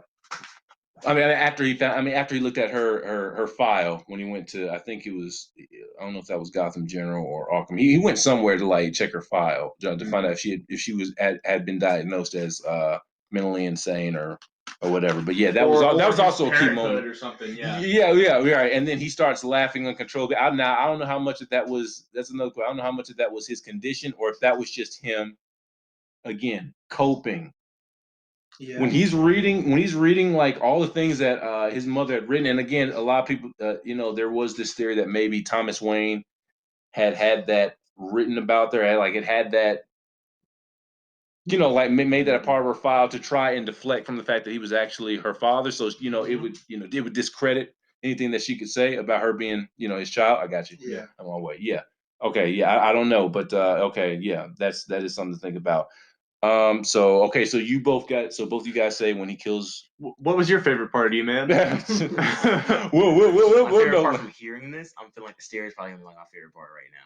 From everything I'm hearing right now. I mean, I was asking you jokingly, but yeah, no pun intended. I think I think it's a tie between the scene that you guys are talking about and the scene at the very end where the Joker is out in the street. He's riding in a taxi cab. The cab gets hit by a truck amongst all the hysteria because there was a protest going on, which basically turned into a protest that materialized into a riot, progressed into a riot. And I think for me, the seminal moment was when he regains consciousness and he's on the taxi cab and he's surrounded by people in clown masks. And I don't know how you couldn't have missed it, but he's bleeding from his mouth. And when he knows he's bleeding, he takes it and makes the Joker and makes the smile. Yeah, and makes the smile. And I was like, this is me. Like I'm the, and like he basically just embraces. I'm Joker now. For me, that was the moment where it's like, okay, you have a grade A villain on your hands now. Like Gotham is in some serious shit. Yeah. Okay, Gotham is in some serious shit. They're in trouble. So, and then the film man. So that was great. Yeah, that's it's a toss up between those two. Okay, so we kind of already went through the Bruce Wayne tie-ins. Like I said I didn't like it. Let's we're gonna end in a little bit. We're wrapping this thing up. We just have one more topic to cover, and that is what we would like to see now that we've seen this Joker movie. There's one film that we know is on the way, another DC film that we know is on the way, scheduled to be released next year, which is Birds of Prey. Not excited for it, but look, and we know the Batman trilogy is coming. The Matt Reeves Batman trilogy is coming, but there haven't been any dates set. But other than that, any characters or stories or anything, what would you like to see? What character would any of you, and Eman, I defer you can even though you haven't seen it, hey, from what you've seen so far, we've seen there's been Man of Steel movie, there's been a Wonder Woman movie, we've got a Justice League movie, sadly. Aquaman, we have an Aquaman movie.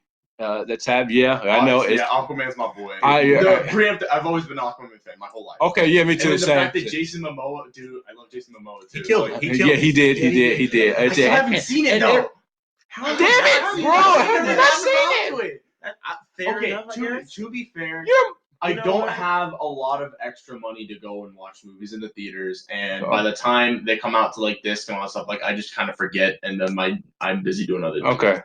I do trust me, I want to watch it. But Okay. Have you seen Wonder Woman? no, Oh, You should see one. I haven't. Okay, That one's okay.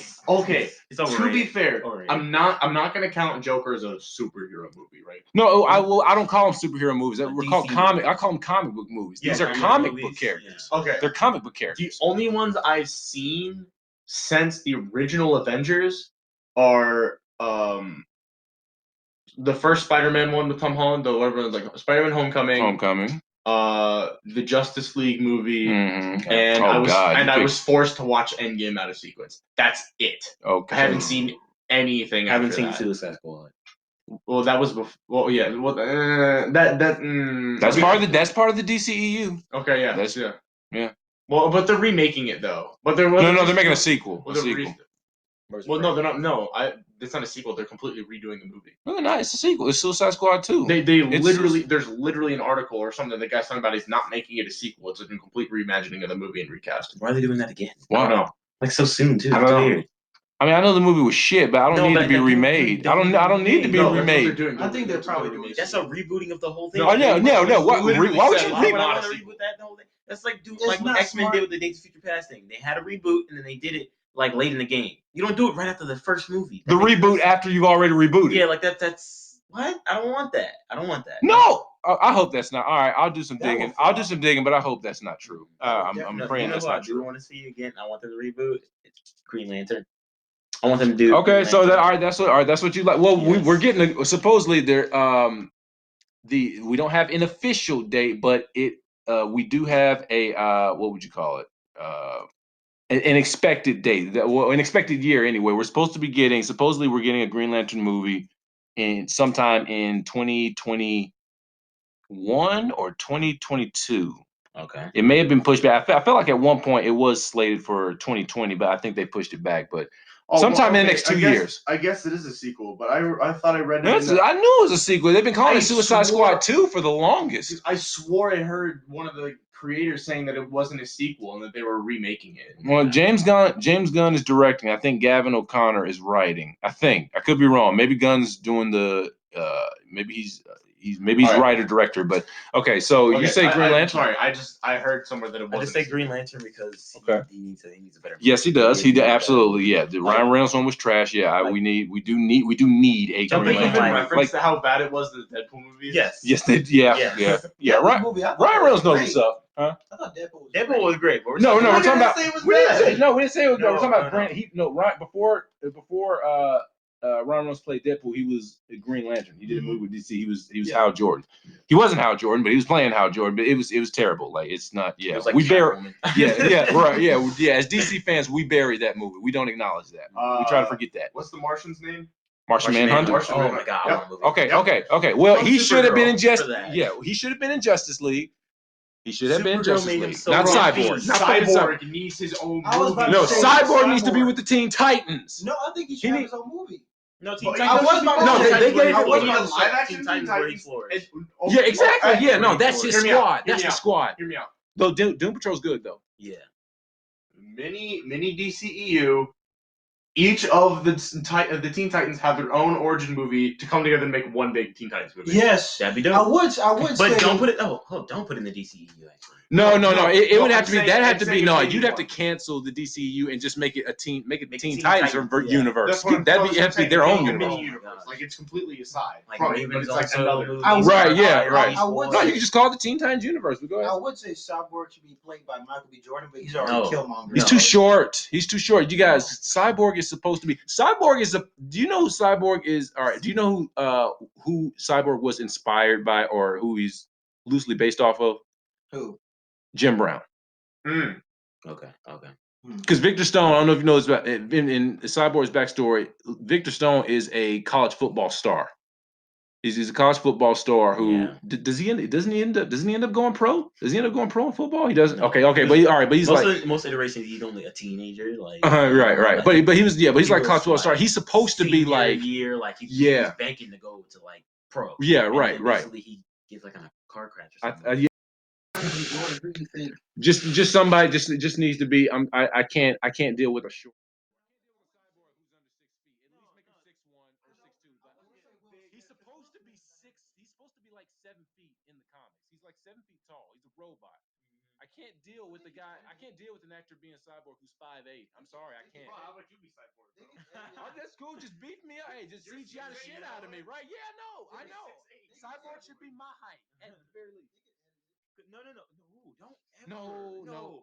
The CGI Cyborg in Justice League was terrible. Most of the time, if you can avoid CGI, avoid CGI. Like that's Right. the main goal for any. I'm a practical effects guy. I'm all practical effects. That's why I like Star Wars. Like that's why I like Star Wars. Practical effects over CGI fest any day of the week. That's why I hate Justice League. I think the only time I ever seen CGI just done really, really well is in the Infinity Matrix. War. What? or Life of Pi or Avatar. Everyone said Avatar. Avatar. Yes. Yeah. It was not a great movie. Okay. You said it was not a great movie? No. What? Overrated. It was overrated. It was Overrated. okay. It's Pocahontas, dude. It's Pocahontas. It is Pocahontas. It is. The premise of that film is Pocahontas. Yeah. It's Pocahontas with CGI. It's kind of like Which movie we're talking about? Avatar. Pocahontas. It's Pocahontas. It has this feeling Oh my of gosh. Indian and It's okay. Same premise. It's okay. Same concept. That's all it is. No, it's okay. Number 1 movie of all time. No. And I'm pretty sure that was a Disney movie. Made I'm pretty sure most- number 2 now. What is it? Endgame 1. But it was Infinity War was better. Was because they resold don't it care. I'm not as a Marvel a new fan. ending or something like that. They added something to the Endgame when they put it out again. Like they did it twice to get extra money for it. They did, They re-released it. So I know that was a hoish So move. they could get to That was a hoish move, yeah. They re-released it basically. That's all they did. Hoish move, man. Yeah. Disney did not want to be second place. They hoard themselves out on that one. I didn't like that. They were sad. Okay, I'll never so see Pocahontas the action movie. well, You know, Disney with all these remakes is gonna happen. hell yeah! Oh yeah! Okay, so all right, so Cyborg. Okay, Jesse, anything? What would you like to see DC do? I was going to say Cyborg. What about Blue Beetle? Okay. I'm down with that. Okay, Again, I like that. I think he fits. I think Cyborg and Blue Beetle they flourish like with you. They flourish in a group with Teen Titans. Actually, I think Blue Beetle. I think Blue Beetle could sit in Justice could League. play He would. Could he sit? He could sit with the Justice League, and he would be like him and Flash would probably be that comedic team we need for the movies. Yeah, that would work. They would be- Okay. they would be I feel like we need a two better Flash. We do. We do. Yeah, Who was I the can't. original Flash? The original Flash. What do you mean Like The first Flash. there. Well, What which, you like, talking in about? the comics or like in No, on the movie. film? The movie. No, like the first That's one. the or, like, first first one of from, the, like, the current DCEU wave of movie. movies. Right. Yeah, first like in this kind of time area. Because- I've like, only seen one. Because there's That's the two. only There's one. the But he's in the only show, one. There's the one in the show, and then there's Daniel Ezra or whatever his name is. Ezra Was Miller. there the movie? Ezra Miller. Daniel Ezra. Was there- That's was there the Flash guy the movie? who. That's the There's guy. one Daniel slated, Ezra, but isn't the it's guy been in pushed the- back. They lost their CW director. show, All American? Yeah, Grant Gustin. Yeah. Yeah. Who's excellent as Barry Allen. He's a great Flash. in my No, opinion. I was talking about Daniel Ezra. I think that's an actor for Dude and All American. It's a CW show. No. Sorry. No, but the one, the Well, Flash. TV shows. the TV show Flash. You like that one? Who, me? Yeah. Oh yeah, yeah, he's excellent. He's excellent. I mean, I like the first 3 seasons of Flash. I thought were great. Now the show fell off Yeah, after season. I would say we need a new Black Lightning. Daniel Ezra plays a different character than Like- Yeah, I don't really like. He Black looks like I he don't like just- the show. The I don't show like is too. Gotham. It's like what? I don't like Gotham because nothing can Ooh. happen. Nothing can happen. Nobody can die. Nobody can get anything can change because everyone has to survive till Batman gets older. I cannot get into something like that. Yeah. There's no stakes. There have been plenty of people that died. No, but you can't kill Jim Gordon. You can't have a single. Because he's the center of the show. You can't kill him. I know, You can't but kill no one in like that. Because when a show bases off something, you can change it up every season and have something major happen. You could kill a main character like that off the show. Like I'll take. Well, they didn't kill him off, but like let's take that 70 show, right? They took their main character Eric off the show from season 7 to season 8. That's a big change. I want to see big changes in your seasons. You can't do that if all the main characters you know and love are going to make it to the end and they have no stakes. Whenever they do, they're going to survive every single aspect they go through. Yeah, that's true. Yeah. There's no change. I still There's nothing I can get worried about. Jim Gordon gets beaten up. Oh, he's gonna survive it. I'm not really worried he's gonna die. He's the focus. But okay, Yeah. but season 1 through 3 of Gotham, I love. Everything else after that, trash. Okay, and for me, all right, what would I like to see next? Well, look, my favorite DC character, I don't know if I haven't told y'all this, it's Nightwing for me. Dick Grayson. Okay. I want a Nightwing movie. I at least want Nightwing to eventually appear in the DCEU. Not now, because they still got some work to do. Like the DC's had, if you count Joker, for me, since that trash of a movie, that abomination of a DC comic book movie, Suicide Squad. Since then, we have had Wonder Woman, which was a home run.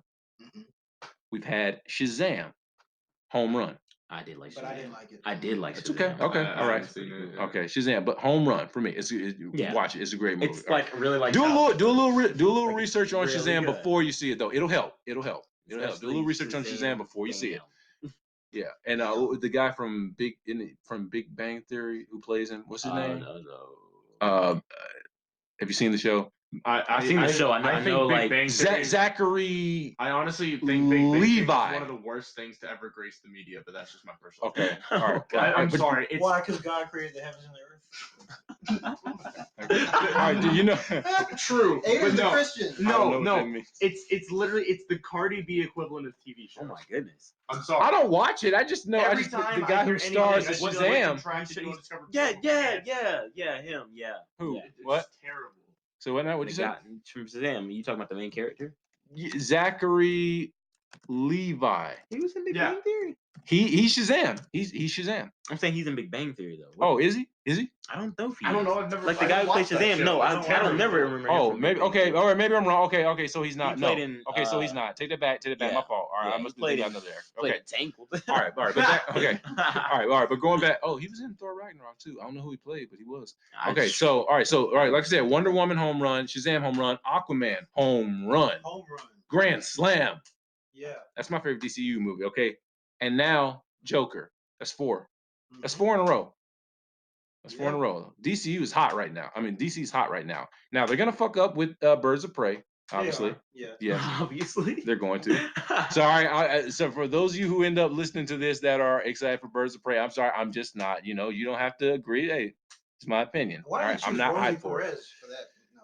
No. Yeah, but yeah, Okay. we'll have to do another. We may go all see this, but I doubt it. But okay, so yeah, I'm not hyped for Birds of Prey, but for me, Nightwing and yes, Green Lantern. Green Lantern. I'm hyped for Green Lantern, and I want. Here's the thing. Manhunter. I like the Martian Manhunter idea. Okay, too. but I don't think he deserves his own movie though. No, What? he's a team. He's a supporting player. He's a team guy. player, but I feel like that monotone kind of vibe that he would give, it would give like a very like depressing feel to his movie. It's and a tough kind sell of, though. It's a I tough would sell. love that kind of like depressing feel they Alright. give to that. It's a tough sell, but yeah, okay. So all right, so I think everybody's gave that. All right, we're wrapping up. We got to go. It's 8:00. But all right, so and that is pretty much it for our Joker discussion. Is that what we're calling it, fellas? Yeah. Joker Review. discussion. Joker Review review / discussion / DC talk. So we're about to sign off. Again, this video is The Queen City Cycle. well, no, I was just saying, what are we on again? What app is this? This Anchor. is yeah. Okay, sorry. So this is Anchor.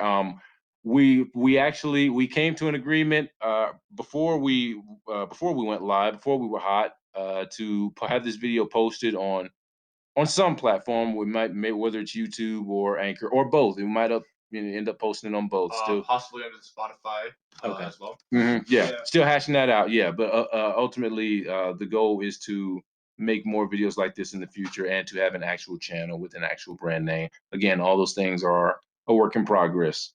So hopefully the next time we do this, we'll have all those things covered. And For the next again- video, whatever that may be, whatever topic it may be, whatever, we'll see. And again, follow me on my Instagram, Jesse. Well, I was gonna get to, all right, hold on. I'm gonna get before we sign out, of course. That's that's etiquette. No, we're gonna go around and tell. We're gonna go around again, everybody, and sign off with everybody, letting the people know who hear this, who we are, so that who they can expect to see, who's a part of this group. I'll go first. Again, my name is Tyler Robinson. My Instagram is Sir John Legion. I do currently operate a YouTube channel, but I just go by my regular name, which is Tyler Robinson. But I will be changing it to my Instagram name. Again, if you follow me on Instagram at Sir dot with a period, Sir period John Legion. Okay, and also check out my Dark Phoenix Dark Phoenix and Godzilla movie review discussion, where it's me and my man Mr. E from England Teens I Love Comics channel. I had him on, and we both reviewed Godzilla King of the Monsters, and as well as Dark Phoenix. I saw Dark Phoenix, he didn't, but we talked about it. But anyway, check that video out if you're interested. Yeah, please. I got like 3 subscribers, so subscribe if you want. Subscribe if you like that video and you want more content. Subscribe. All right, subscribe, and that'll give me the incentive to make more videos, which I'll be doing anyway. I think I already said mine. Jesse _Mayo. Ladies, my DMs are always open. Just had to put that out there. I'm single. I mean, as long as you stop posting pictures with a little screenshot from the Snapchat. This man posted a picture. If he's already taken a selfie on Snapchat and screenshotted it, so still has the blue send button in the picture. Just too nasty. Well, okay, fine. All right. They pick on me all the time about that. I didn't know about it till now. So You're welcome. I'm Aiden Higgins. My Instagram is Aiden Higgins _ that is spelled AIDANHIGGINS _. And Emmanuel. No rugby plug. No rugby plug. Yeah, nothing like that. I mean, what's there? You want to go pro? I mean, or just have them just check out your highlight, whatever. All right, okay, no, all right, no rugby plug. I'm just trying to check out my huddle. Free publicity. This is free. Played 4 games. This is free publicity. You can plug whatever you want to. Go, all right. So, and rounding it out. Yeah, Emmanuel Powell. Everyone calls him Eman. And this is the very first podcast. I'm actually really excited about all the stuff we're going to be talking about. Thanks for having us over. Oh yeah, no problem. We were in his domain for this podcast. He was nice enough to host us for this. And I'm terrible at time. I'm throw that out there there. But it's all right. CP time. We'll get it. We'll get it together, and then we'll have a much more steady flow of episodes. But he treats time like it's Big Latin. Yeah. You got to just go with the flow, But yeah, we're gonna have better episodes, and next time will be good too. And we won't just review movies. We'll do all different types of topics. Yeah. We're gonna have. We're gonna be. I think we pretty much agreed that we won't just cover movies here. We don't really have anything set in stone on what exactly we're going to cover, but it will be open-ended. Yeah, open-ended. Anything strikes our interest. Like, let's talk about this. Yeah. Yeah. Mm-hmm. And can they make comments too? Yeah. So you guys can also request what you want us to talk about too, right? Yeah. Mm-hmm. Yeah. That's cool. Yeah. We'll do that. Okay. Did you want to leave your Instagram or? No. Okay. No. Okay. All right. All right. Yeah, he has a private account. So. Yeah. Okay. No, I understand that. I'm cool with that. Sometimes I kind of feel like I should change mine to a private account. I don't know. I don't want too much. I don't want to have too much access. But all right. But other than that, guys, that's it for us. We're signing out. For those of you that will end up checking out this video eventually, or all right, that's right. We're not live, so nobody was listening. But whichever platform we decide to post this on, please check us out. And signing off. This is for me. This is for me, Tyler, Jesse, Aiden, and Eman. Thank you so much, and God bless. Alrighty. Can you do me a favor? No.